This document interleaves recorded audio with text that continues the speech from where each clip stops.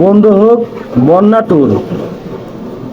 Picnic spot রূপ নিয়েছে বন্যা এলাকাগুলোতে। কিছু ইউটিউবার, কিছু ব্লগার যারা বন্যা এলাকায় গিয়ে পিকনিক করছে ও ভিউ কামানোর ব্যবসা করতেছে, আমি চাই এগুলা বাদ হোক। এগুলা সেনাবাহিনী কোনো কর্মকর্তা যদি আমার এই ভিডিওটি দেখে থাকেন, তারা অবশ্যই যারা বন্যাদের সাহায্যর নামে যারা প্রতারণা করতে গেছে, যারা ভিউ কামাইতে গেছে, আমি চাই যে কোনো একটা সংগঠনের কাছে তারা দিয়েই যেন চলে আসে, তারা যেন বন্যা এলাকায় না যায়। কারণ আপনারাই তো সব জায়গায় যাচ্ছেন, আর যদি কেউ যায়ও তাহলে যে কোনো একজন তাদেরকে সাহায্য করতে যাবে, আর বেশিরভাগই মানুষ চলে আসবে। তাছাড়া আমাদের দেশে দেখেন, শুধু ভিউ কামানোর জন্য অনেক মানুষে আছে, যাদের নাম বলতে চাচ্ছি না, অনেক মানুষে আছে যারা শুধু পিকনিক করার জন্য। আমরা আমরা যখন বর্ষা আসে, আমরা আমাদের বাড়ির পাশে যে আমাদের পাশেই পদ্মা নদী, চরের মাঝখানে কিছু জায়গা ফাঁকা থাকে, আমরা মাঝে মাঝে গিয়ে নৌকা নিয়ে গিয়ে ওইখানে পিকনিক করতাম। এরাও, এই ব্লগাররাও তাই হয়েছে, ওরা গিয়ে পিকনিক ওইখানে পিকনিক করতেছে, মেয়ে ছেলে গিয়ে ওইখানে বেশিরভাগই পিকনিক করতেছে।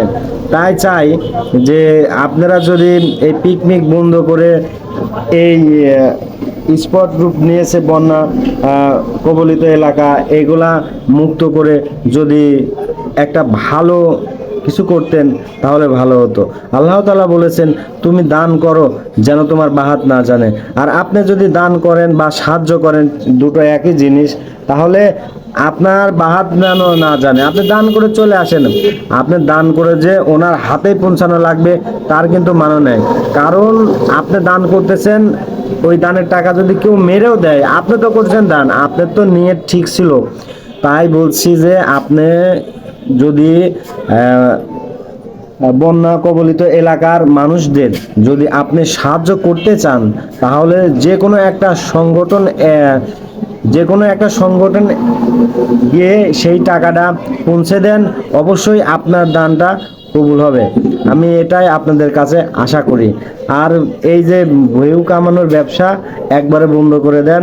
আমি এটা সেনাবাহিনীর কর্মকর্তাদেরও বলি, আপনারা এই বিষয় নিয়ে খুবই বিবেচনা করে দেখবেন, এবং পুলিশ সদস্যদেরও বলি, আপনারা এই বন্যা কবলিত এলাকার পিকনিকগুলো বন্ধ করুন।